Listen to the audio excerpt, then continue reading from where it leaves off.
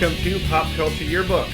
On this show, we pick pieces of pop culture that were important to us in a given year. We then discuss memories and dig into those movies, albums, shows, and more. This is 2009, Part 3. I'm Brad. Goddamn right. I'm Pete. I'm Dave. And I'm Giff. Oh, Giff! What? What? So, yeah, we got a big show here tonight. We got 4 people on. Not only did we get Dave in this month, but Gifford is here too. It's gonna be and so it's just going to be a big party tonight right now, I think. So, Dave, you're in charge of this month. Let us know what's happening today. All right. So we're gonna talk about Breaking Bad. Yes. And the reason for that is 2009 is the year. What's up? Say my name. 2009 is the year that I found Breaking Bad. So it started in 2008. The episode that we watched for this aired in 2012, and I'll kind of explain that.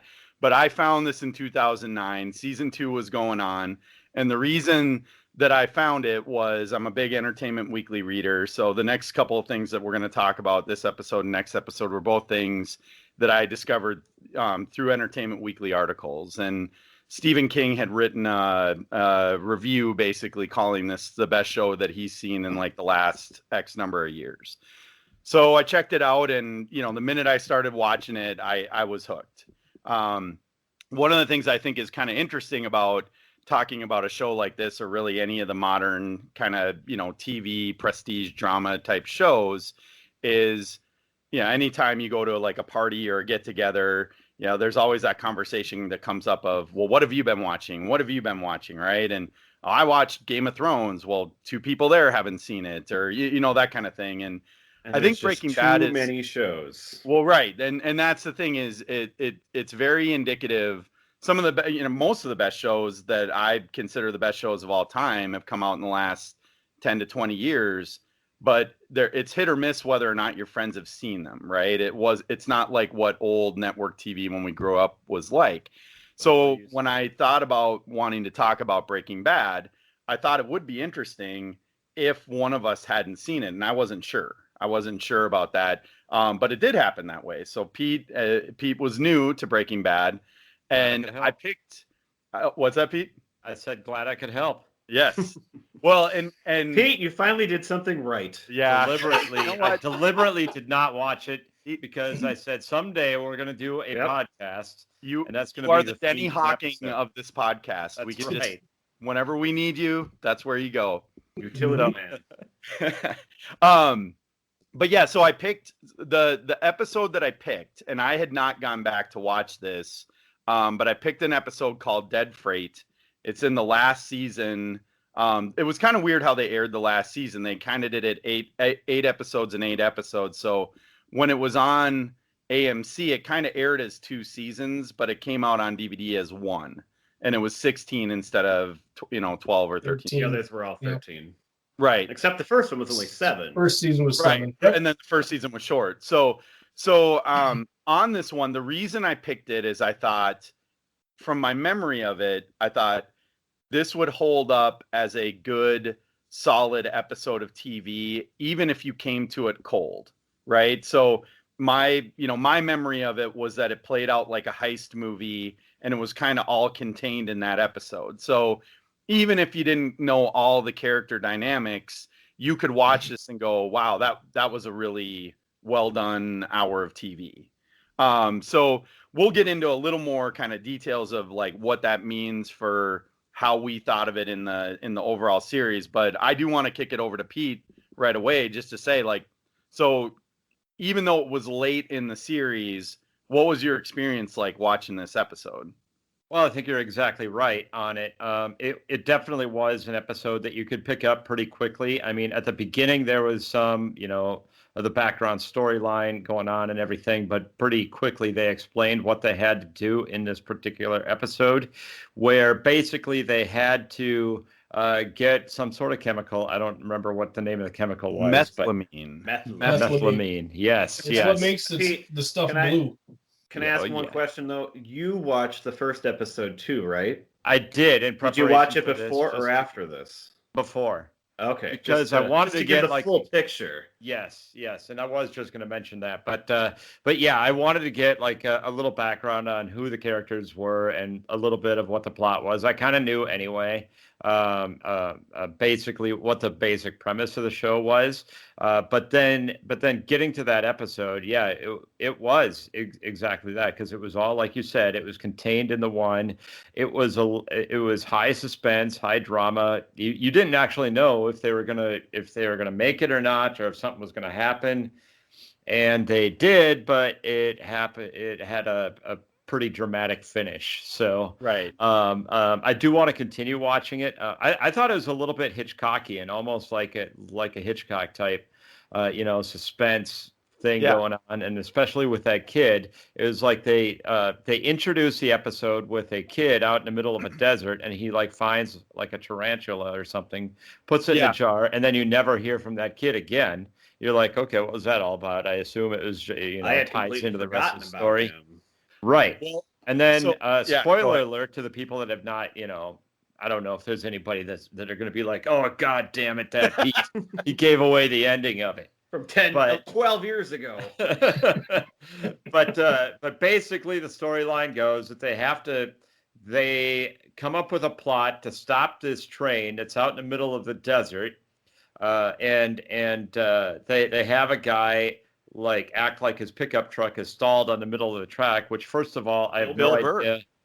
And Bill Burr was excellent in this series. Yeah, I love Bill Burr. So, but it's like I have no idea if they actually would have been able to stop the train in real life, because it takes like 2 miles to even stop a train normally. I was wondering that watching it this time too. Like, okay, so he sees the truck, but I didn't think trains could just stop like that. That seemed unless he was going pretty slow. I don't know, but I wouldn't think the train would be going that slow out in the middle of the desert like that. But I don't know. But whatever. But yeah, and then they stopped the train, like 2 feet from where the pickup truck is, right? So, so it was pretty good train engineering there. But I think did they actually? Was it in there? Did they actually like see like where the train could see the truck from and do the math on like how long? I'm sure they went back. So they looked for the place to dig to put the container, right? Right. Yeah. And they knew where to go there. They used one of those little things that like surveyors use to take the time. And I think that part of that is that they were working back. So when they use that little wheel, I think what they were doing is they were going back, calculating that if it stops, if we use this intersection to make it stop, we're gonna that tanker car is gonna be here, and and then they kind of reverse engineered that. Now the whole thing of the plot would not work if you've got a sleepy conductor, or they don't see it in time or know what they're looking at. Yeah, there's some things there that could have been difficult. It was a little stretch, car that they needed to get the methylamine out of wasn't at the end of the train. But even that though, they talked about. So, oh my goodness, I can't remember but the lady's name who works Lydia. For Madrigal, Lydia, who works for Madrigal. That was part of what they covered. So when I rewatched this, I thought it was interesting. So in hindsight, when I started to watch this episode, I thought, oh, the beginning of this episode's a little slower than I remember, because they do have to talk through with Lydia and then Mike. I just remember Jesse coming up with the idea. And then part of the reason I picked this one is that this, to me, sets up the final break between Jesse and Walt. Yes. Right? That what happens at the end with Todd, in the next episode, Jesse is broken up about it, and we'll get into it. He is by far my favorite character in this series. Jesse can't live with it. And there's that day where they're sitting in the Vominos pest house, and Walt thinks he's being nice, tells him, hey, you can go out early. So Jesse's leaving, and he hears Walt whistling while he's working. Right. And it was like he can't take it, right? Is that this isn't, even though he's kind of that world, he was never going to be able to make it in that world because he's not ruthless. And I'll get into a little. Right. I do think there's symbolism in the kid and all that too. So, but so Pete, anything else on just kind of what you thought on the episode though? Well, the other question I had on that was it just that one car that had the methylamine in it, or was it like every car? So she It's has just the that manifest. She had the manifest, and she's the one who's got to basically approve it and everything else. So they did give up in that exposition that she was going to be able to tell them it's X number of cars back. She knows what the makeup is and everything else. Obviously, you have to suspend your belief, but I think they did kind of cover how it all would work out if it all went according to plan, and of course it does. Right. So then they get that car stopped right on a bridge, which is where they planned it. It's like a small bridge out in the desert, which allowed for the perfect, because there was also right there was like a water hole, right, where they're able to. Well, they dug that. They dug that, and then they brought out the car. Like they filled 2 tanks. They brought out an empty tank, and they brought a water tank that they put in there so that they could reverse it. And even that stuff. So one of the things I do like about the way they did, obviously there's got to be a lot of kind of exposition that goes into this. And so I liked that Mike, so the character of Mike, as they're going into it, Mike hates Walt because Mike thinks that Walt is reckless, right? Yeah. And so the idea of like, oh yeah, let's just rob a train. And he's like, listen, I know crews that would try this and wouldn't be able to do it. So you get Mike's kind of hardened perspective of, this isn't just let's go rob a train, right? And so he kind of sets up, if you're a real crook, you don't just go do something like this. And they have to figure all that out. But what I really liked about what they did with this, and they kind of did it a few episodes before, they have to do this really creative thing with magnets. And that also was kind of Jesse's idea. Like at the beginning of this season, even less believable or weird than this. Well, but see, in both cases, what I liked is I liked the creativity. It's one of the things I do like about Breaking Bad is that it's very unique, and so in about a 4-week span, there's these 2 very elaborate like escapes that they have to make that are based on science, and in both cases, Jesse is the one who kind of does it. But what I liked about the way they did this one is Jesse, you can see that the light went on, he's got an idea, but they don't talk through it there.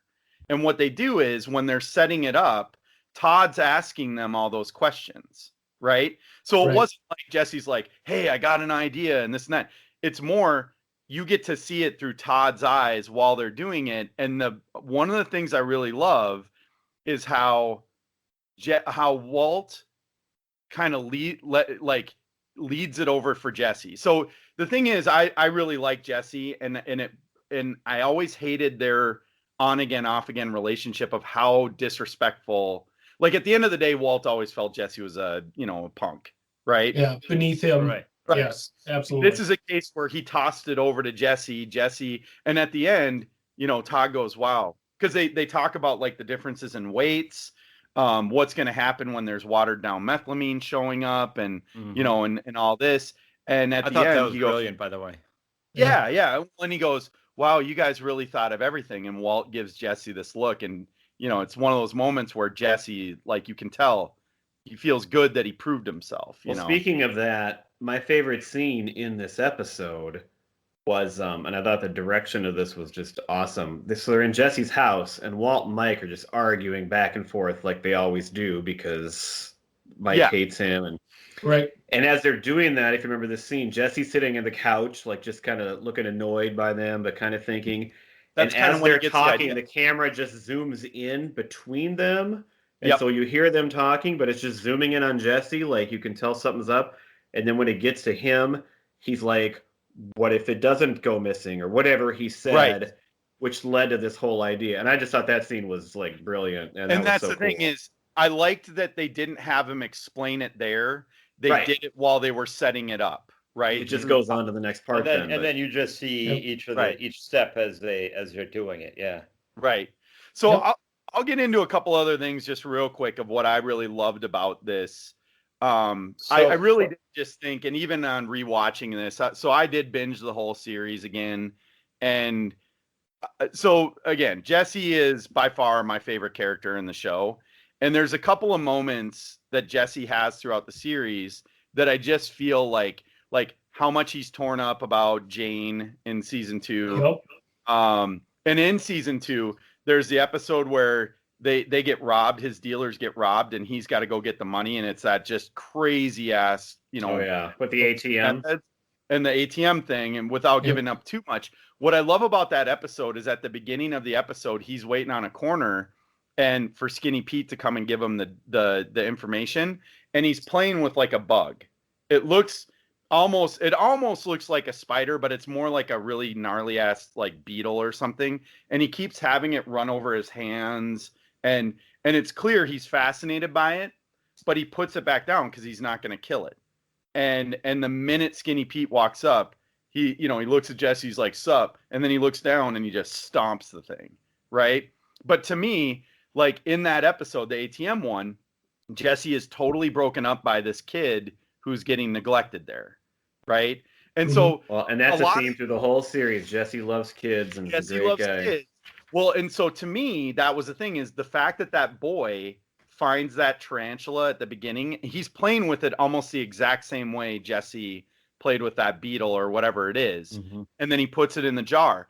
And what I loved about just the setup, so obviously when you're watching this the first time, you don't know why you're seeing this kid. You don't know why he's got this tarantula. And when and the last thing before they cut to the song, the bow bow bow bow, right before that how's that again? Hold on, how's that go? Bow bow bow bow bow. Okay. All right, excellent. I think we got new intro music. Bow. I always sing honky tonk lyrics over that one. Right before that, you hear what? Right before they go to the song, you hear a train whistle in the distance, and he looks up.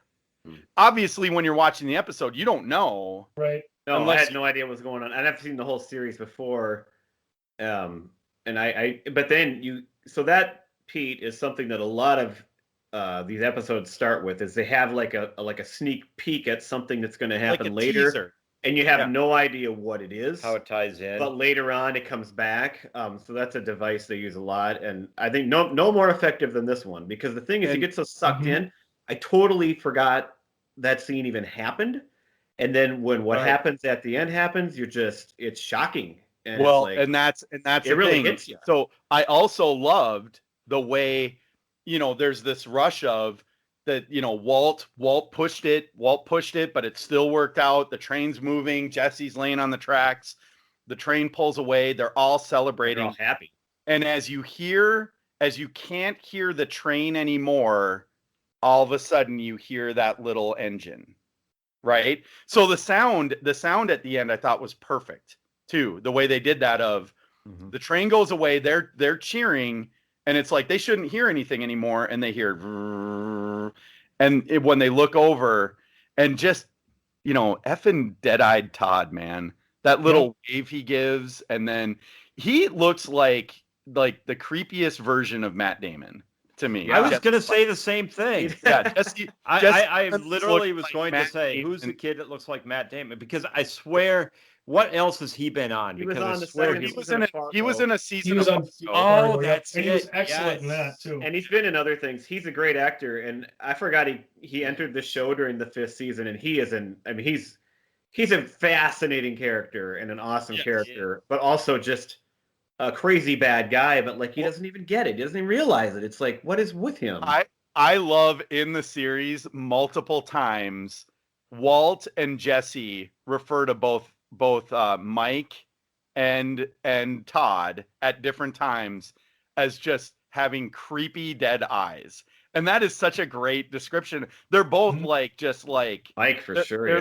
They're like great white sharks, just dead eyes, like a doll's eyes. Thanks, Quinn. Yes. Oh, you're welcome. So Pete, when you watched the first episode, so obviously the main back, but before you watched it, did you know the whole thing? Obviously, you know about drugs, but did you know that he was a chemistry teacher and then he had cancer? Yeah, and that I knew. Okay, just Yeah, and I knew just that to give he some had- background about Walter White. and I knew that he had teamed up with one of his students, one of his Oh yes, former he's a student students. of his. That's So what my wife that's just loves that he calls him Mr. White through the whole series. Mr. Right. White. You never lose that respect you had for Yep. him in high school. Even when he's not talking to him, when he's referring to him with other people, he calls him Mr. Mhm. White. Yo, And Mr. Mrs. White. White too. Yeah. Speaking of Mrs. White, Dave, what do you think about her? Well, Brad, we sent a few texts in the last month. I didn't like Skylar the first time around, and it's amazing because we'll get into like our all-time list. This is high up on mine. It is amazing how much I dislike one of the main characters in one of my favorite all-time shows. From beginning to end, and that's one of the things I love about this episode. Hardly any Skylar, if any, if I remember right. Yeah. There's the plot where the kids are at Hank's because she feels they're in danger, Mhm. so she sent them there. And Yep. Flynn's got a great line right away. I wrote like Flynn, great line, because he like mouths off to them or whatever. I think she might be talking to Marie at that point, and that's about Yep. it. But yeah, Skylar, And I'm with you. She's Yeah. annoying. But see, it's tough though because she has every right to be who she is. I mean, her life is just Right. yes and But no, you still though, can't and that's the stand her. thing. She's just so annoying. She totally decides when to. Everything for her is convenient, though, too. I mean, I get the whole being scared, wanting to protect your kids and things like that, but that seems to like really come and go with her because, again, then all of a sudden she's kind of okay, like laundering all the money and like they're just things where I go, you're trying to have it both ways, and that I don't know, it really bothered Well, me. it was kind of the same way with Tony Soprano's wife in The Sopranos. She was fine having the but I nice like house. And I like Carmela Soprano a lot more. right. No, I'm with you there. But the coming and going with how much you care about your husband's business Yes, was somewhat similar from The Sopranos. right. She liked having the nice clothes and the nice house. And that was one thing about this show is they live in that same crap house the entire time because they can't show that they have this money. Well, So she and- never Except gets when he any buys of the cars. spoils. At the end, Yeah. that's part of the issue, right? I mean, at Right. the end of the series is he's done all this, and what does he really have to show for it? He has a barrel of money in New Hampshire, Right. New Hampshire, And he is, and that's it. and in her defense too, he is just such a horrible guy sometimes to her. Like, Yeah. Well, so and you said you hate one of the main characters. So what I wrote when I watch shows and movies, like I get into the characters. And watching this show, as I'm watching it, because I watched it twice now, I watched it all again this time. There is like not one character that you really like. There are characters you kind of go in and out with, and Jesse is probably my favorite too. But he's a loser and he makes bad decisions. Jesse can be super annoying at yeah. times, but And I it's love. just there's I there's do- nobody that yeah. you like, yet somehow you always find yourself rooting for them at the same time. And it's like, why Well, am I rooting for this person when I I can't stand completely- this person? Such I a disagree because I watched the first episode back, and the woman that Jesse was having humpy time with, in the Relations beginning, with. I liked her character a lot. So that was one that I really Actually, no. But no, I- you know my favorite character of the whole series is, and I decided it mostly. I watched El Camino afterwards, the Yep. movie. Skinny Pete, that guy's the best. You like Skinny Well, Pete? He Well, is who's the other buddy? The guy Bad- with the Badger. Badger. I like Badger. Badger's more Badger annoying. Combo. Combo's the one that gets killed. Yeah, but Skinny Pete is great, and I love one of my favorite little moments is when they go to the rehab thing with Jesse, and they like get clean and they buy into it. Mhm. But then, of course, it doesn't last, unfortunately. But I love and that. that- I love that that they buy actually- in and go through the steps and are like they're serious about it too. Well, It's that just that great. actually is a moment in Jesse's case where there's moments where they would really lose me, and that was one where Jesse decides because he's so lost that he's like, no, He's I'm a gonna bad guy. steal. Like I'm in this great situation where we're making stuff down in this lab.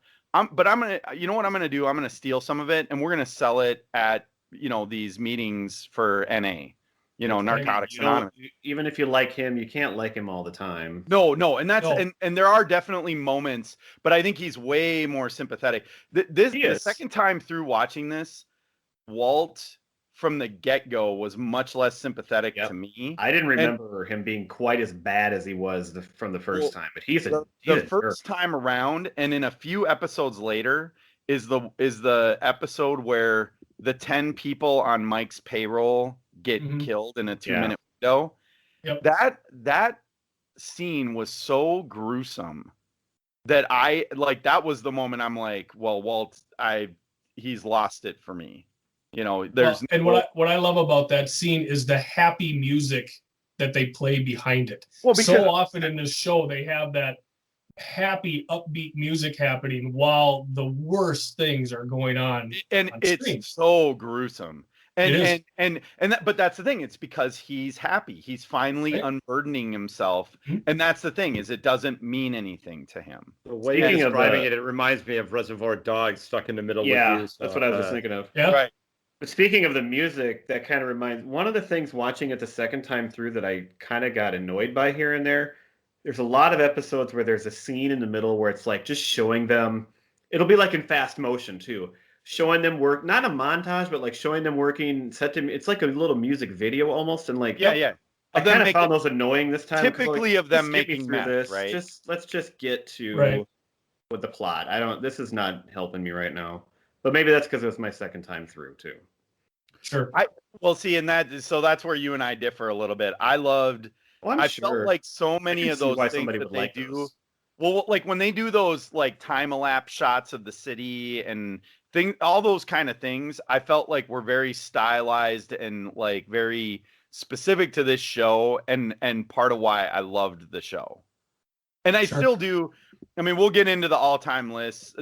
There's the one thing that really struck me when I binged it is there are major conflicts that I was surprised at how quickly they get resolved. So there's like in the one season where Gale gets shot, right?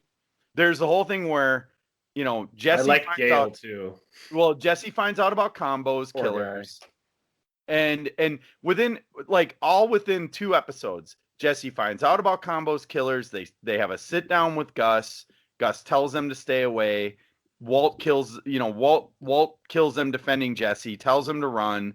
Then he has all this stuff that I was like, I thought, well, this all has to play out over like 3-4 episodes. They did it in 2 episodes. They cover a lot of ground in each episode. And you have to remember 2 things about that, Dave.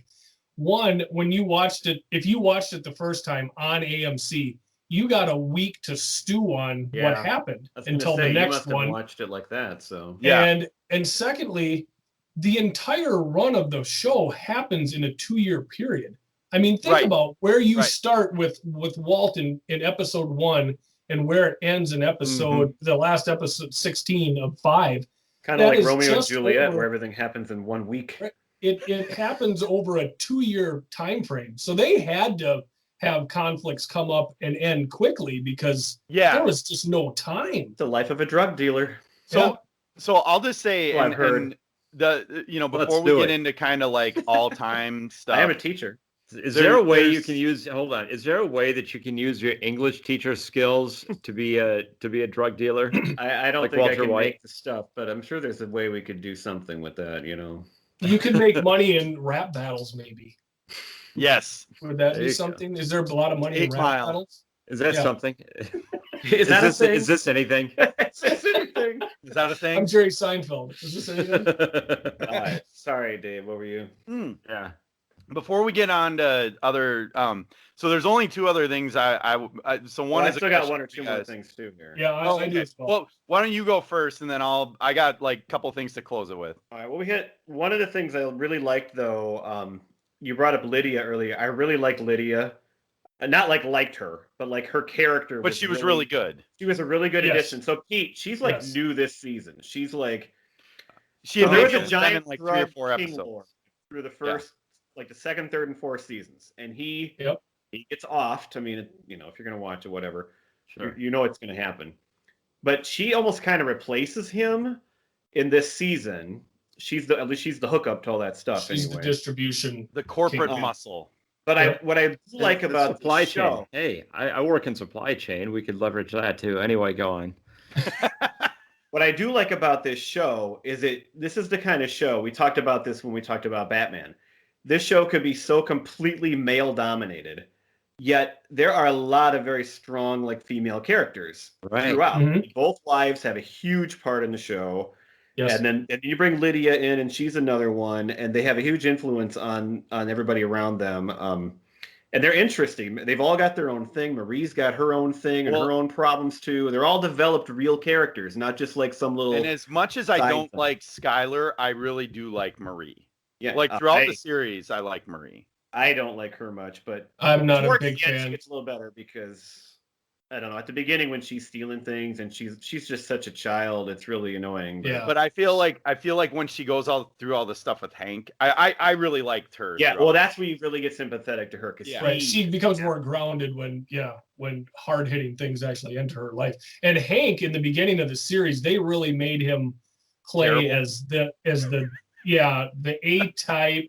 You know, I'm a big strong man. I'm the cool guy, and it's all about guns That's what I and was gonna drinking. say. He's the guy you're supposed to probably like in a way because he's the Yep. hero. But I hate him more than anybody on the show. I think Hank- because he stands for everything I hate about guys. He is just such. Yeah, but by the end, he's just over the top. Represents end of every it, though, problem he- that Brad's ever had with guys. He matures so much through the process. But at the end, he's so I loved him. And at the end. that's I the thought he thing. was so good. His ending, and He I is better forgot at the about all that. His ending when he talks to Walt, Yep. like right at the end, I was like, "Ooh," and because I don't like Hank at the beginning of the show. No. I think where he started to become sympathetic to me, and he's awful to Marie, but like when he gets attacked, right? When Yep. he gets attacked by the cousins. I think it gets And- really good. I love the moment where he's sitting on the toilet and he realizes, Yeah. Yep. and then just the whole way he has to try to like deal with that and react. Then it gets When he's a much closes more that interesting garage door- character at that point because he's in such a tough place and he doesn't know what to do Right. and he's not acting like he has all the answers. He He's goes just- from a man who has a single purpose in life to find Heisenberg to realizing, holy crap, this is my brother-in-law who I love and care for, but I hate him. And at the same time, my career is at risk because I'm so close. So Yep. his emotions come through more once he finds that out because he's not single-minded in motive anymore. But listen, I mean, all these characters are so developed in such a short time frame. That's what Mhm. the show Right. is just. I don't like anybody on the show, but yet I can't stop watching it. It's just such awesome writing and plot. That's where all the beauty is right there. Well, and to me, and that's the thing is, I felt like this show, more than most shows I've ever seen, there were things. So the couple of things in that first season that really hooked me was, so there's the whole thing where Walt is really struggling right at the beginning when is it Crazy 8 is down in the basement. Yes. And they He's put a gonna kill him. bike, like when they put a Yep. bike lock around his neck, I was like, oh man, that's nasty. But but when he puts it together, like he's thinking and he's feeling sympathetic because he's talked with this guy, he's bonded with him, and Crazy 8 has played it perfectly, right? He's gotten his sympathy, he's doing everything he can to survive. And when Walt puts it together by putting the fragments of the plate back together and realizing that he saved a chunk of it, God, the show's good. that revelation. And then the other one was when he goes up into Tuco's office, because I remember, and that was Yes. another one where I'm like, you know, he's defending Jesse.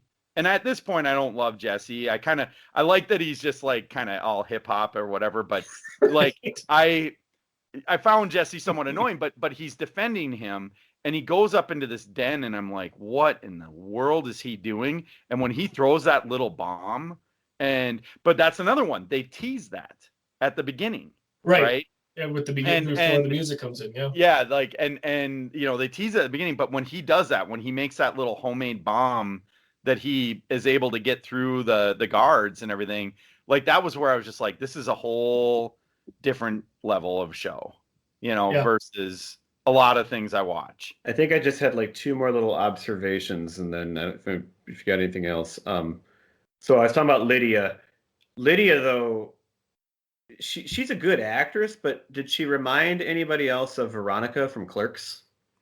She kind of talks in that same way, in that kind of fast way, and they have even a little accent. A little bit. I thought that was pretty funny. Although I wrote she's a good actress instead of a bad actress. But Sure. You're making an assumption about broads. I'm making a broad assumption. No. You're making an assumption about broads. And then the other one, which I never looked it up originally, but I looked it up this time. So R.J. Mitty, the son. So I'm assuming you probably know he did actually have cerebral palsy. But did you realize? So he's a 15, 16-year-old kid. Do you know he's like 29, 30 years old during this show? Well, really? The show, I was thinking that he seems like a little bit old. Yeah, late in the show, he looks like a grown man. Yeah, they try to age him down with they you know what they did? They dressed him like Denny in the Room. Like he'd always be wearing like boxy rugby shirts and stuff. Yeah. But like so they're trying to make him look like a child, but if you look at him in a couple of those scenes, you're like, he's a man. Right. Yeah. Yeah. So for me, the biggest takeaway from this entire series is at the beginning how sheepish Walt is, and by the end, obviously, he's become a full-fledged monster, psychopath, doesn't care about anything, not even his family. He, like he said, he's not in the meth business. He's not in the money-making business. He's in the empire-making business. Like, all he cares about is bigger, more, all the time, and I don't care what happens to anybody. Well, so that's a great line at the very end of the series, too, because he kept saying family, family, and he finally says, I did it for me. I did it for me. I enjoyed it. Yep. Mm-hmm. Yeah, he felt alive. So he went from this guy just breezing through his life to this horrible kind of person. A doormat. Right. Yeah. And on the other side of that is Jesse, where he's a goof off, but he's trying to make it in the drug business. He's Captain Cook, with his chili pea, baby. Yeah, and he's trying to do his thing, but throughout the entire series, you see his soul die over and over and over again. When Jane dies, when he has to kill Gail, when Andrea dies, when he's held as a slave at the end and he's just making meth, and the kid gets shot by Todd. Oh my God. You see it over and over. His soul is dying. Yep. And by the end of the series, he's a shell of a human being. Whoa, and it's just the deconstruction of a person. No, he's right. Pete. Well said. Really that was really well structured there, Gifford. That's why he's here today with us. That I had. Yes, my God. So, I would agree, Giff, and those moments that you brought up, like things like Gail, right? How much he struggled with Gail, even though they're saving themselves. That's the thing, is you kind of see them, Walt and Jesse, almost going opposite directions. Absolutely opposite directions. Is that at the beginning of the show you would say, oh, well, Jesse's probably the one that would be more cool with like capping somebody, right? But no, not really. I mean, when they get into things, it really hits him, and I do think he's way more sympathetic.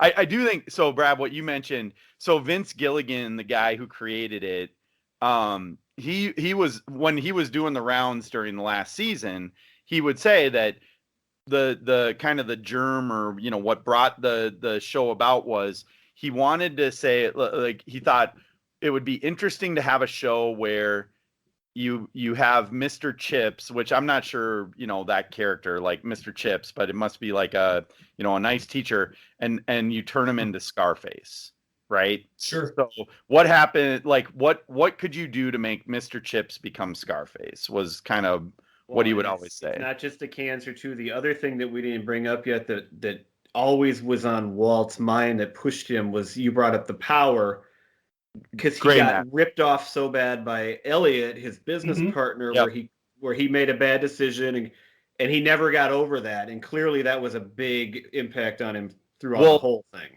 Which is why when they have the deal, Mike sets up the deal to sell the methylamine right after this to that dude that like in New Mexico or in Arizona or whatever, and they're gonna sell it for like 10 million, or they're all gonna get like 5 million if I remember right. And Mike's like, I'll pay off my guys for the legacy costs out of my share. He's like, it's 5 million. And there's Jesse's in because he wants out. He's haunted. Yeah, they both are getting out. Walt's like, no. And Walt sits him down and basically says, I gave up my birthright, or, I gave up my legacy for a couple months rent. Because he had bought out a gray matter for like $5,000 or something. Yep. And so that's the thing, is he's constantly fighting uphill to prove himself. And so the last thing I want to get into before we go into kind of all-time TV, do Gifford and Brad, do either of you guys watch Better Call Saul? No, Yes. I haven't decided to start yet. Although I'm considering it now that I finished this series again. So when Yes, you're talking I about watched sympathetic characters, so I love Bob Odenkirk. God, yeah, we got to talk about him. In Breaking Bad, He's the best character on the whole show. He's in Breaking Bad. I didn't know that. I love Bob Odenkirk. Yeah, he's the lawyer. He's their lawyer. Yep. Like he's their. That's one of my. Maybe I did favorite know lines that. of the That does series. sound familiar now. One of my favorite lines of the series is when Badger gets busted right away, and they're sitting outside Saul's office, and he's got that stupid inflatable Statue of Liberty on his, and he's in like a strip mall, and Walt's like, "This is the guy," and Jesse's like, "Yo, this is who we need, Mr. White. Mr. White, this is who we need." He's like, Bitch.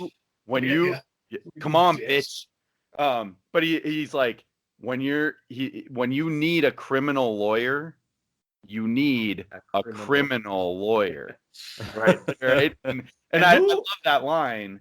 And who would have thought Bob Odenkirk would be just an amazing actor? He's like a legit great actor, and to be coming from his comedy stuff, he's just awesome. There's a connection because he makes a cameo in.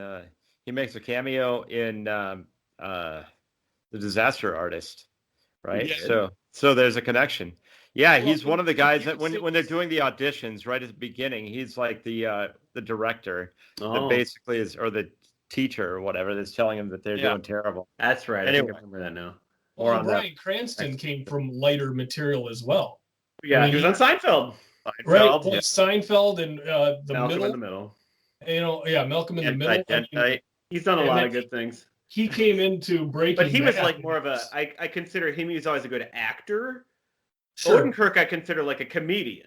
And then, but he's actually up in sketch comedy, Mr. Show and SNL. He was a writer on SNL. Speaking of actors in the show too, is anybody else surprised? I mean, we all love Jesse, and I think Aaron Paul's a great actor too. But he's like is he just like stuck in this role? He doesn't get anything. Okay, well, hold on. So one of my favorite shows of the last handful of years, and I didn't put it on this list because we said no. I said no comedies or sketch shows, anything like that. BoJack Horseman. He's Todd. He's the roommate. BoJack's roommate. That's an animated show anyway. I mean, it's just his voice, right? But it's still he's great in it. No, I know. I feel like he's in the most recent. He's in the most recent season of Westworld. I haven't watched it yet, but I want to watch that too. And he's been in a handful of things. But not the same way that Cranston has been since. Cranston's been in a handful of movies, I think, just because of this. But anyway, I want to go back to Saul real quick. And the only thing on that is, if you watch Better Call Saul, and Gifford, you do? Yes. And they're going to get into their most recent, or the last season coming up here. Yep. There's so much stuff that I think is really cool. I think that it's really smart and awesome how they have brought it into the universe of Breaking Bad. Like, I couldn't wait to see the first episode with Saul, because I remembered that Jesse and Walt, they steal him, right? They kidnap him and they put him near a ditch because they're trying to scare him. Right. And he's like, and he's kind of like, "Why are you killing me? I'm the lawyer." He's like, "Why wouldn't you kill the drug dealer?" or whatever, whatever he says to them. But he at first he thinks it's somebody else, and I wanted to catch the name, and I think he does think it's Lalo, the guy. So Gifford, the guy that like the end of the last season was insane. But if you watch that show, I feel like Saul for sure, but Mike as well, become way more sympathetic in Breaking Bad because you know what led up to them coming into the show. Well, and see, when you guys were talking about, Jesse is your favorite, Mike is one of my favorites. Yes, because of all the wonderful things that he does in Saul. And he's right. You think Walt's lucky? Like, Mike's the opposite end, where his preparation on everything is so perfect that he knows human nature. He knows human nature so well. That was something that Walt learns throughout the series, because he learns how to lie, he learns how to manipulate, he learns the human side of running an empire. Whereas Mike, he is street smart beyond anything you've ever seen, and he's good with guns, and he's good. He's amazing. I absolutely love Mike's character throughout. And Saul is of course wonderful because he's your comic relief in this heavy show. I mean, this is a heavy show. There's one other character I really liked. He's a part-time at the end here, but the dude that plays Kramer on the Seinfeld when they do the pilot. Bizarro Jerry. Yeah. No, when they do the pilot. And he runs the junkyard, that tall guy. Yep. That's him. Yeah, he's a good actor, and he's in El Camino again afterwards. Yes. I really enjoy his role. He's good. Yeah, I agree. He's Kramer. I didn't connect that. So, all right. Well, so do we want to this is going to be a heavy ass list. Do we want to get into all time? Sure. Yeah. All right. I can give mine first, and I got to be honest, I'm completely cheating on this a little bit. I'll explain it and I'll get through it fast. So for the audience, real quick, explain the criteria, what the list is here all that right. we're doing. So what I asked you guys to do is just come up with your, top 5, and then I told you guys I'm definitely doing top 10 just because there's so many. All-time favorite shows, but not basically no comedy, no like true sitcom or comedies, and no sketch shows. So it's just more like dramas and all that. So of all time. So right away, I'm going to cheat, and I'm going to say I have a 1A and a 1B, and my 1B is 2 because it's Breaking Bad and Saul.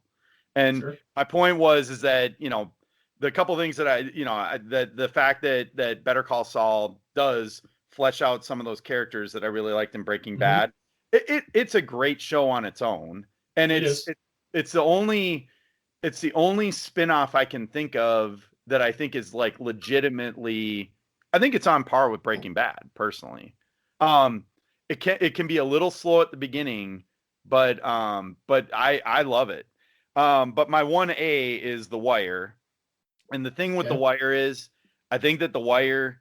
So where I think it just nudges out Breaking Bad is you do have a much bigger cast and some much more memorable characters. So I don't know if you guys ever watched The Wire, but like my all-time favorite characters in any TV show. No, but I got one with the same actor. We'll get into that. Okay. Shortly.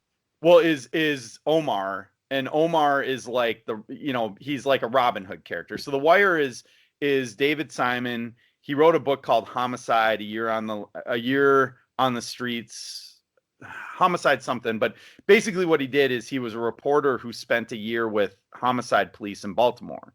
And then he based The Wire off of this.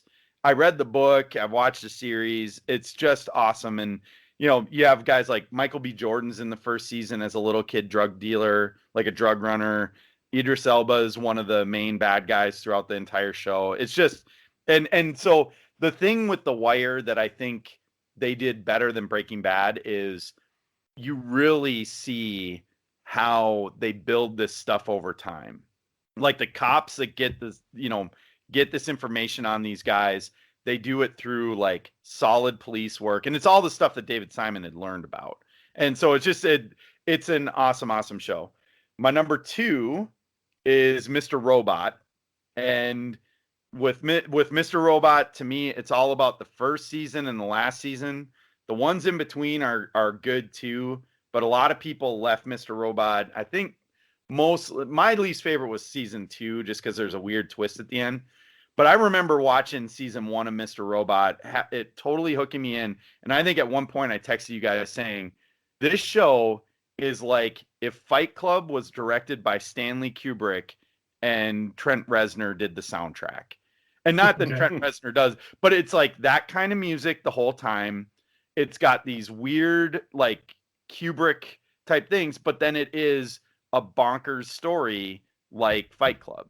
And it's got Christian Slater, so even a plus there. You say tomato. All right. My number 3, cheating again, because I think these two are kind of like soulmates.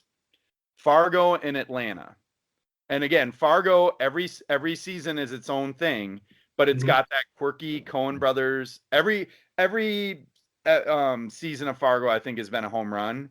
And then Atlanta. Did you watch the last one with Chris even the Rock? last season, Dave? Yeah. I liked the last one with Chris Rock. I started the first episode. I couldn't even finish it, and I couldn't get into I wasn't into it. I liked it. I finished the whole thing. I didn't like it as much as I think the best season of it was season 2, which is the one with Jesse Plemons. Yeah, season 2 was really good. And And one and two were really good. One and 3 I two thought were was a amazing. little weird.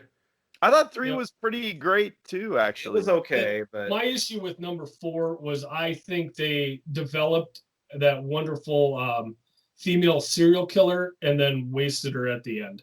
Yeah. And they built her, and then they just kind of The one criticism I heard of season, or the main thing that I heard criticized about season 4 that I can agree with is they kind of got into way too much killing, right?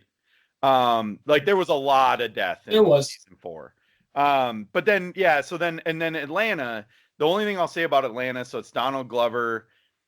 To me, it's like it is more of a dramatic show, but it's like if a drama was trying to be almost like Seinfeld. So like where it's got like these weird twists, they'll tie together at the end, but the show is not a comedy. Like Donald Glover can be funny in it, but it's all about being poor and black in Atlanta. And it's I can't wait. Which we all can relate to. Got started on. Well, I mean, I was like Steve Martin in The Jerk, and they're shooting these cans. He hates the cans. All right, number 4 for me, Dexter. I'll get a little more into that in 2009. Number 5 was Game of Thrones. 6, Rescue Me with Dennis Leary. Love that show. 7 is another cheat, and it's 2 shows that I saw in the last year, and they're by far my 2 favorite shows this last year, but they are related. Watchmen, which is going to be a one season thing on HBO, but then The Boys on Amazon. So they're both superhero shows, and they're awesome. Number 8, Stranger Things. 9, The Walking Dead, and 10, The Sopranos. So that's my list. Dave, I thought you were just going to list off 15 every single show ever made. Well, that's my list, Pete. And we haven't even got to Brad yet. Yeah, we haven't got to Brad yet. A couple of new ones just came out as we were recording this episode, so we have to add those to the list. Let them go, Pete. You want to jump into yours then next, Jokey Joke Maker? Yeah, I can go.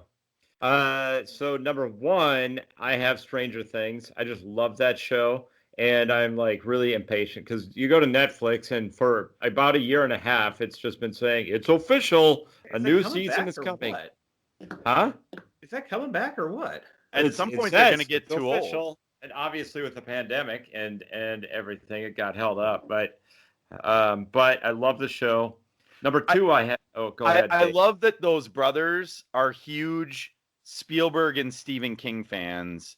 Yeah. And I love Stephen King, and it totally shows in how they made that show. Yeah. Yeah. Well, I love the throwbacks to the 80s, and it's like right in that era when we all grew up, and so it's like down to when the mall is it season 2 or season 2, right? Season 3. In season 2 when it kicks off in that arcade, all I Yeah. can think about is how much I love going to Up Down and playing old school video. I Yes, loved yeah. season 3, the mall they built. That mall was awesome, and Yeah, everything that and it was took place perfectly there done. was, It had like a music so land or cool. whatever there, and What was like a what was bee the doll thing that there. Steve? What was the ice cream place that Steve worked at in season 3 when they're in that mall? It There's was a takeoff of 31 of Baskin Robbins. Yeah, right? yeah, but it was it was like- its own place. Like, didn't he Yeah, have to it wear had some sailor outfits. pirate hat or Yes, something? yes, that's Yeah, right. it's Dave, you're Silent. thinking of Judge Reinhold in Fast Times. Well, honestly, that's probably a nod to Yeah. like something specific. Well, probably that is. mall is similar to where they all worked in Fat. It is. Yeah. Right. Number 2, we've already talked about Fargo. I had number 3, absolutely fantastic show in my opinion. Jeff Daniels in Newsroom. Aaron Sorkin. Oh, yeah. Okay, Aaron yep. Sorkin, yep. It's just really, really good. It covers like current events and everything. And, if you're into the news, like I kind of am, not as much anymore, but 4, I had The Americans. Which is one I've never seen, and you that gotta is go like with on the that, short yeah. list of You like. gotta see it. I You gotta go see it. Dave. Yeah. You Really have to good. watch it. You have to. No, Seasons 1 and 2 are just amazing. No, I'm kidding, because that's what everybody says. There's too many shows to watch. You can't get to all That's of it. them. Okay. I've never seen The Wire, and I'm never going to see it. Well, So I had this is what I was saying, same actor as The Wire, but The Affair, which is on Showtime, but Oh. I had access to it for a while, and I totally got hooked into the Kim show. watched a lot of that. what's his name It's- again? Because he plays Jimmy McNulty, but what is his I would name? have to look it up. I can't Yeah. think of his name offhand, but But I know he's who you're talking about. fantastic. Yeah. The show itself, it's so great. Like any single TV show or movie or whatever, people sleep together and have affairs all the time or whatever, and it's like just they go on to the next scene or whatever. Dominic But this West, one- is that who you're talking about? Dominic West, Right, yeah. that's Yeah. right. Yeah. Yep. But this one, it starts out that way, but then it just keeps going deeper and deeper, like into his psyche and everything, and like how it affects, like has this butterfly effect, and it affects everybody around him and his family and all his friends and all of that kind of stuff. And so it really is a great show. I would highly recommend it if you haven't seen it. The theme song for that show is I just had looked it up. Gotta It's, watch this show. yeah, Container by Fiona Apple. It's like really haunting, the intro. Yeah. And so it like gets you hooked into it and it kind of ties in. I will say, and Dexter's a good example of that, where when you have like really effective opening credits, that can do Yeah. a lot to like really tie someone in. Game of Thrones is similar. Like I always love watching like the little build up maps Yep. in Game of Thrones and stuff. So yeah, to Yeah. that point of what you're saying, yeah, that stuff makes a difference. It's one that I'll usually when I'm watching a show, I'll just do the skip intro thing, but not on that one. I Yeah. haven't watched it in a really long time, but I never skipped the intro on Stranger Things. That little Yeah. Oh yeah, no, that's the best that- part of that show, actually. it totally reminds me of like old John Carpenter films. right. Where the words are coming in, and yeah, it's awesome. So Cool. Were you done, Peter? Where were we at that's here? my 5. Just to throw out a couple of honorable mentions. 24. I really got into that one. That was a good one. Homeland and House. I really enjoyed that show. You liked But- House? Yeah, I did like House. I You gotta like. watch that I show. don't have a lot to add. It's a pretty good show. It's like cleverly done. Are you like trolling Jerry Glanville's ghost? Is that what you're doing, Brad? Gotta watch those shows. Gotta watch them shows. and That's the second time you did that. It's the joke. I know, Everybody I know. says everybody has their favorites, and it's like you gotta watch this show. Well, what do we have to watch on your list, Brad? Oh well, you're gonna need some time for this list. Should we go All to right. gift first then? So I have a top 5, and then I have 3 categories where I'll just list some other ones. Oh boy. Here's the deal. Jesus Christ. So I gotta had a go really I'll be going to take a shit right now. I first made this list and it was pretty lame, and I had 5, and I'm like, I know I'm missing things. And so I looked the other night, and it took me to this IMDb list of drama shows, and Yep. it was 50 at a time, and I could just easily. I ended up going through 1,000 shows in like 10 minutes, and I just kept adding all these shows. I'm like, and it made me remember some really good ones. So my first category is these are shows that are dramas, but they were kind of comedies, but they're not comedies. So on Netflix, there's a show Atypical. Anybody watch that? It's about a kid with Yes. Jennifer Jason Leigh and Michael Rappaport are in it. It's awesome. Oh, no, Courtney watched some of that. Yes, so I've good. seen pieces of it. But it's not a comedy, but it's a half-hour show. Me and my wife watched a show called Popular back in the early 2000s. It's kind of a teenage soap, but it was not, really serious. There's a new one on Netflix called Ginny in Georgia that was really good that just came out recently. Nobody Said Dead to Me, which was really good. The first season was really good. The second season, the first season was better, yeah. I added The Wonder Years of Northern Exposure here because they're not really drama. I mean, they're not comedies. They're much more dramatic, and I thought I should add them. Yeah, I'll allow it. Okay, so that's that. Now I had on any list. This next category is shows that I started, but I did not end up finishing.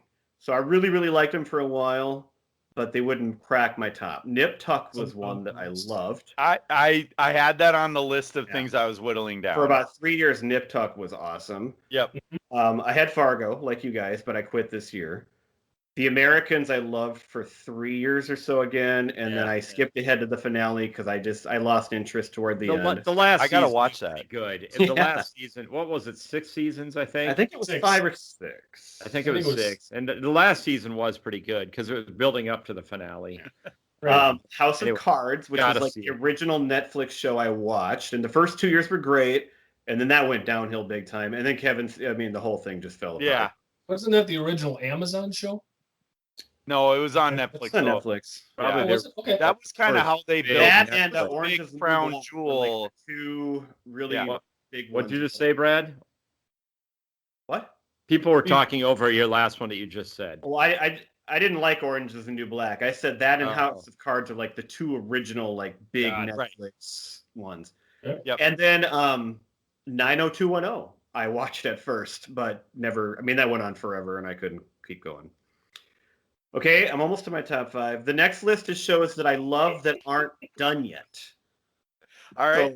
So a couple of these I'm surprised we haven't heard. At least one. Ozark. Oh, yeah. I like Ozark. Yeah. So Ozark is not done. I can't wait for the last season. Yellowstone is another one that we totally got into in the pandemic here. It's awesome.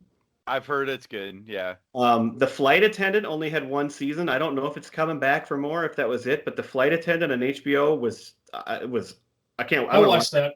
So good. I wouldn't say it was so good, but okay. Really? I'm surprised. Yeah. Good Girls we watch, which is really good show. We watched the first Great season cast. of that, and then it kind of lost us. And then who was in that? Christina Hendricks and Mae Whitman. Retta from Parks and Rec. Yeah. Matthew Lillard. He's good. Yep. Oh, yeah. Lillard's great. And then Barry was my last one, which only had 2 seasons, and I don't know what's going on there. Barry's very good. I would here's the thing. I'd throw Barry into my number 3 with Fargo and Atlanta. Yeah. I feel like those 3 shows are all like soulmates. And Barry ended on the biggest cliffhanger ever, and I've never heard. Okay, the other day I was listening to something and they were talking about Barry. They brought up that episode in season 2 where he breaks into that house or whatever, and there's that like insane like exorcist girl that's like, do you guys know which episode I'm talking about? She's like kind of a commune, like a big building with that was kind of a everybody was living there. It's like he's killed her father or something, and she's like, it's just a little rambler house, but she's got like superpowers. And they brought that. Yes, I remember that. And it's creepy as shit. Yeah, because she's like spider crawling in the house and stuff, and she's on the car. Yeah, she like beats the hell out of him, and yeah. Here's my top 5. All right. So the number 5 is similar to a lot of these that were a few seasons, kind of a short run, but I really love Big Little Lies. That's one that me and my wife watched and just totally sucks you in. Great cast. Number 4, I had a tie because these two were kind of like you. These were so similar, and these are like older shows. So the one I wouldn't have thought of until I looked at that list, Days of Our Lives, man. That's one of my all-time favorites. And then I combined it with Dallas, which I didn't watch the old show that much, but me and Pete both watched the new reboot and loved it. I used to watch Days of Our Lives too back in college. So. My little sister, she'll subscribe after that comment, Brad. So Days of Our Lives in Dallas. Number 3, Freaks and Geeks. Only one season, but is like the most perfect season of TV ever. Yep, good show. Number 2, Breaking Bad. And number 1, nobody said Lost yet, and Lost is the show that I just And couldn't that's a gap stop. I've got. I've never watched Lost. So that's my list. I'm done. Go ahead, Giff. Wonderful. Well, so my list did not include, I went with series, so I didn't include any mini series. But if I would have, Band of Brothers would be way up on my list. That's 10 episodes of phenomenal television. Did you ever watch The Pacific GIF? No, I did not. Okay. No. But I'll just throw out a couple that I've got a lot on my list, like Brad, where you started them and didn't finish them. Lost was a big one for me there. I loved that show. Yeah, you and me used to talk about it all the time. And until they had, and it might have been the end of season 3 or 4 or something, and they had the opportunity to get off the island and they didn't. And I said, okay, now it's into the realm of they have a popular show and the showrunners are just going to keep this running as long as they can because it's a cash cow for them. So I left that one. Dexter, I loved the first couple seasons of that, but the whole Trinity timeline where how Trinity kills his wife, but Oh, dude. he knows exactly where his car is going to break down and kills Trinity, but didn't know that that to me, that didn't Dude, make any sense. So I was This is done all with in it at that point. 2009. You're killing me. Yep. That's my favorite, one of my favorite seasons. And so Black Mirror is a very good series if anybody's watched Yeah, that. I've seen some of those. Are I've really watched good. a few of them. Yeah, There's a lot of fun ones in there. there's True Detectives. some that are way better than others. I mean, it's Yes. completely Oh, different storylines every episode. Some I'm like ho hum, but But some there are really a lot phenomenal. of really good episodes. And True Detective seasons 1 and 3 are very good. Yep. Mad Men was one I didn't hang on to. Sopranos is excellent. But my top 5, at number 5, I have Better Call Saul. A very, very great spinoff, as Dave said. Number 4 for me is The Americans. Number 3, Game of Thrones. See, I never got into Game of Thrones. I tried to watch Me it. I neither. tried to get into it. I watched it for like 1 or 2 episodes, and I'm just like, nah. So I South don't want to Park invest my life in this. did a great version of the opening credits song. Gifford, have you ever heard that on South Park? No, I have not. So they're making fun of George R.R. Martin's love of wieners in the movie. So it's a whole choir singing wiener, wiener, wiener, wiener, wiener, wiener, wiener. One wiener next to another wiener. And that's our new outro. There you go. What's next, Uh, Giff? Well, so Game of Thrones is one of those shows that I held out on forever because I got to a point where it's like everybody's talking about it. So I'm like going to protest it and not watch it. And then once I got into it, That's I pretty binged much me it. in Breaking Bad too. My And it wife was- watched the whole series and told me over and over, and I'm like, "There's too many episodes. I can't watch that." But then when I finally gave it a try, I couldn't stop, and so I get So that. my number 2 is Breaking Bad. And my number 1 has not been said yet, and that was The West Wing. The West Wing, to me, had the greatest character introduction in television history. And if you watch episode 1, the end of the episode where Josiah Bartlett's president is introduced is an amazing introduction. So that'll be a little teaser for those to go out and find that and watch it and see what I mean by it. Jesus Christ. Pete had like a kindred spirit to it though in the newsroom because they're both Aaron Sorkin. Yes, both Aaron Yes, Sorkin. And yes. Pete, by you saying Jesus Christ there is a bit of a biblical tie-in to the way his character was introduced. Is that really? Okay. Yes. So that's my top 5 all-time dramas. I have a much All right. shorter list for our 2009 list of shows. So if that makes It's you a happy. short list of, yeah. Well, It's a Why good don't you- list. It's why just don't you not as kick it long off? as that one. Kick us off then, Brad. Yeah. Oh here's yeah. man. one. Do it, So we man. made- Introduce so the the- list. The What couple we're doing. honorable mentions. So these are our top shows of 2009. Couple of Yes. honorable mentions. There's 2 shows that you're not supposed to like one if you like the other. And I liked both. And I don't care what anybody says. The Big Bang Theory and Community. You can't do that. No. People that like Community think The Big Bang Theory is too dumb. Brad, one is for nerds and another one's for geriatrics. Yeah, so okay, well, I like them both. You're both. And I was no, watching them both. Community is for nerds, and Big Bang Theory is for people who think they know what nerds are. Yeah. Brad is a geriatric My dad nerd, loves obviously. Big Bang Theory. The other ones that I watched that year that I didn't put on the list were Chuck, which was really good at first. Scrubs was winding down. 30 Rock, which never would crack a top 5, but I always watched most of it. Cougar Town was new that year. Actually, really pretty damn good show. Really funny the first year. And then I would think I was watching Entourage at this time on Netflix discs. So that was the other one. Top 5. Maybe my favorite show ever is Parks and Rec, but it's number 5 because this was seasons 1 and 2, and so it took a little while to get going. But season 2 was really good. Not long after. Mark How I Met Your Mother. was How I in Met there, Your Mother, right? number 4. Modern Family, number 3. The Office, number 2, because this was still good Office at this point, I think. And then number 1, I already said, was Lost. So that was season 5 of Lost, winding down the series there. So that's my top 5. Wow. Do you know? And I didn't put The Office in my list. Do you know where it was at this point? I think it was like season. I had it written down. So I think it was like 5 and 6, maybe. So it was before Steve Carell left. So it was still good.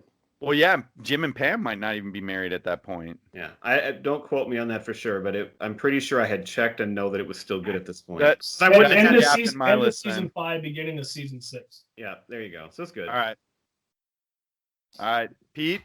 What about you? All right, I'll start it off with The Office on that note. And then I had Park and Rec. What about Parks Glee. and Rec, though? Yeah, he Whatever. always says that. Whatever, When he's running my down God. the street. All right. I hate you guys so much. Number 2, and I'm thinking of what I was watching in that year as I was going down the list. We watched Glee a lot, and I enjoyed that show. I thought it was very good. Is that already on at that time? Yeah. That was I think the it was premiere. early on. That Yeah, was the that's when it's when it season. started.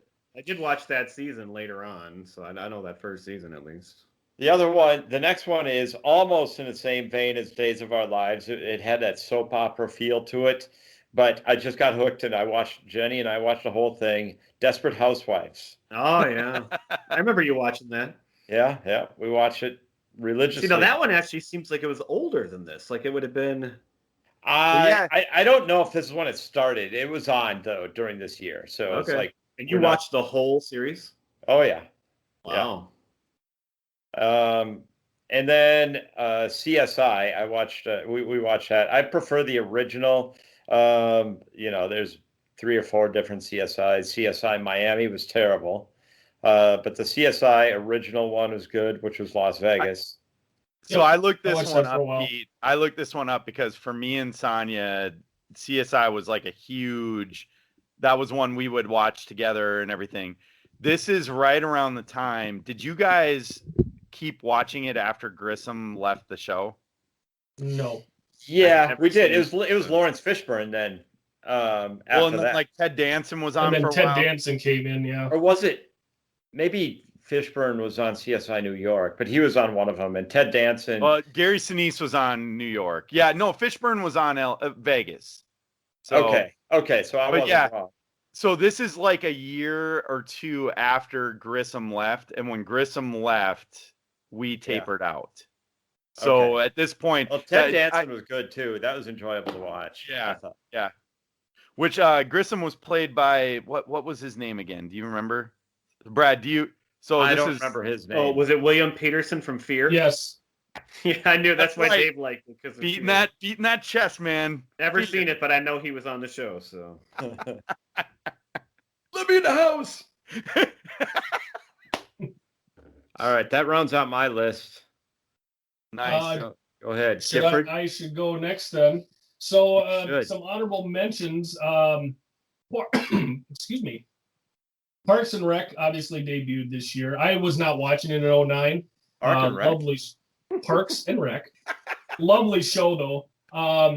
Glee also debuted this year. I watched that one. Do you guys remember? It only ran 2 seasons. A show called Better Off Ted. Yeah, I watched. Yeah. some of Orson that. DeRossi was in it. Good I episodes. loved that show. That was one that I was very disappointed did not continue to It run. got great reviews, but I just never got into it. Oh, I absolutely. Did you guys ever see a show called Testes? Nope. So this was a show that only ran for like No. 7 episodes in 08. I think it was on FX, but it was kind of the same vein. It was these guys who were human guinea pigs. It was called And- Testy. I don't like where this is going at all, man. They were testes. They were the testes. Oh, testy. So like one of the episodes, for example, they were given a pill for male enhancement.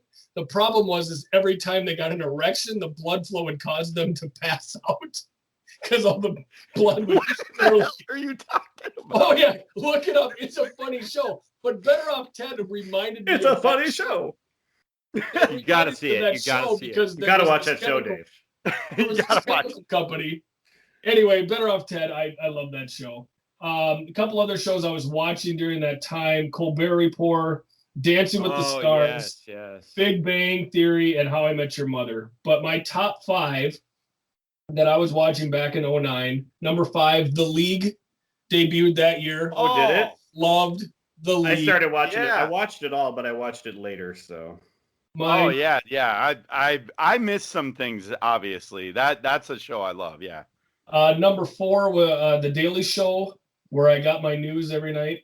Number 3 was Modern Family. Number 2, The Office, and Scrubs is one of my all-time favorites. And it was the last good season of Scrubs. So Before, this was when Zach Braff was still on.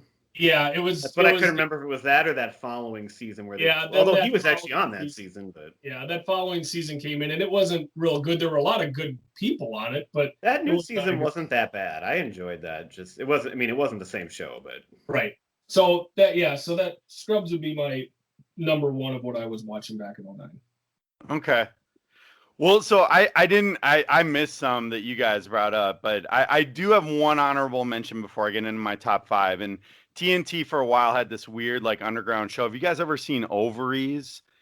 And there was a spin-off called Fallopian Tubes.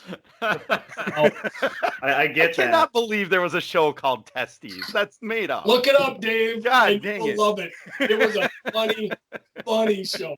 Look it up, Google it, Dave. Google testes. I will Google Testes tonight. but only on Private images. browser. Only Google Images. I got nothing better to do. All right, my number 5, I had Modern Family that it had kicked off. For me, number 4, I put Rescue Me season 5, and one thing with Rescue Me was it was just one of these shows. Part of why I got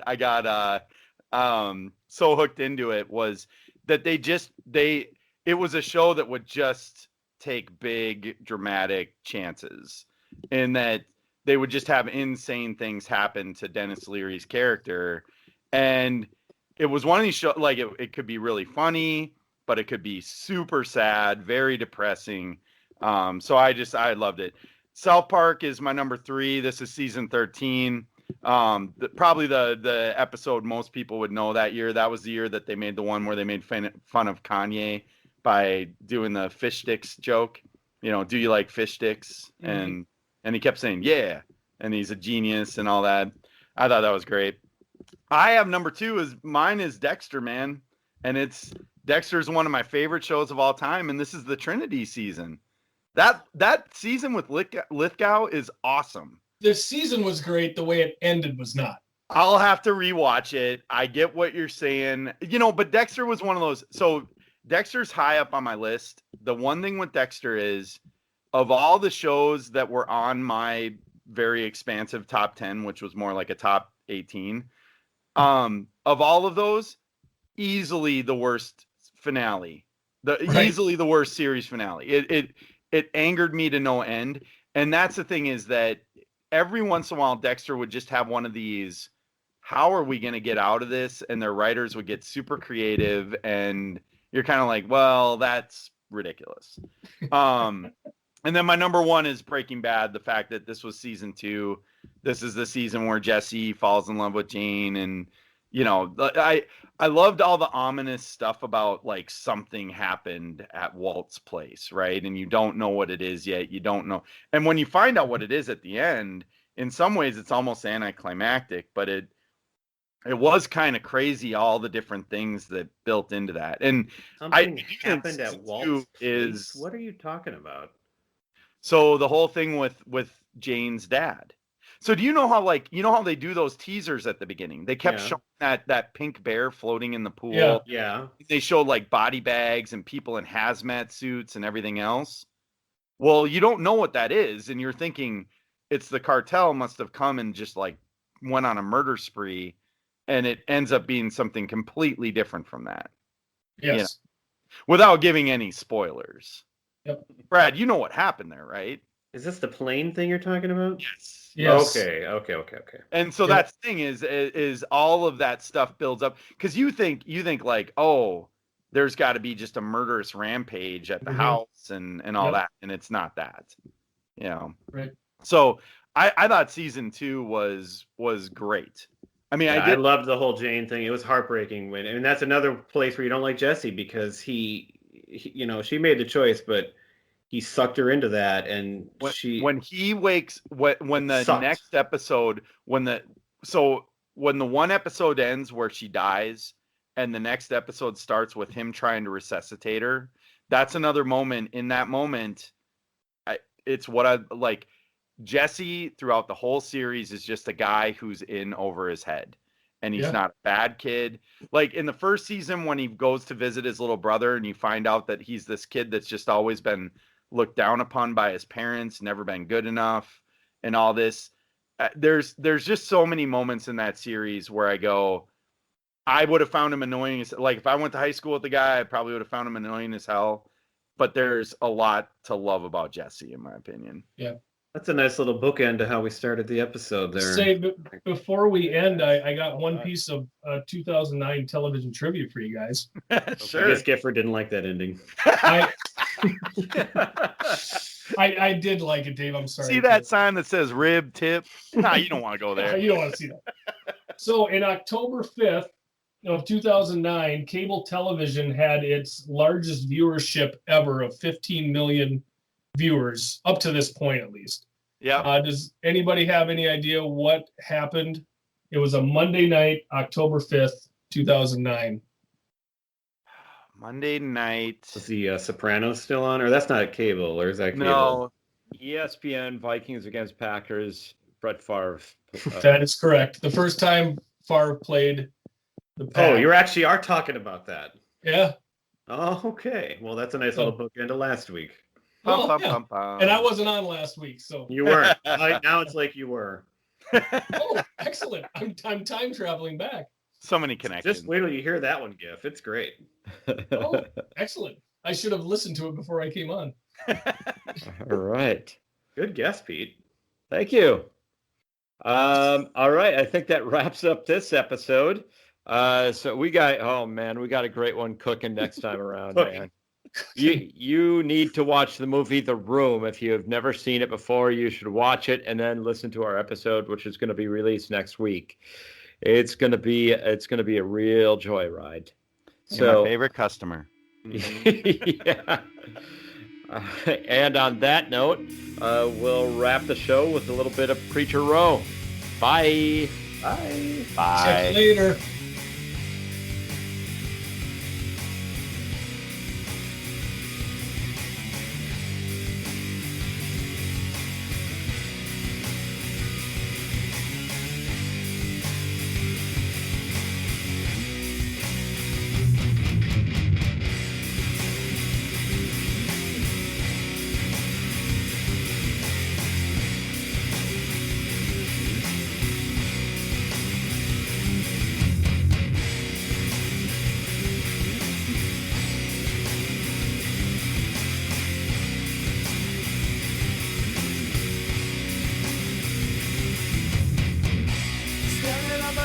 No one's gonna comfort me.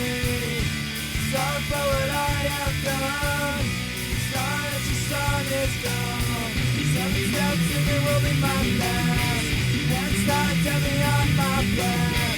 I turn it up to you. I'm scared, but there's nothing I can do.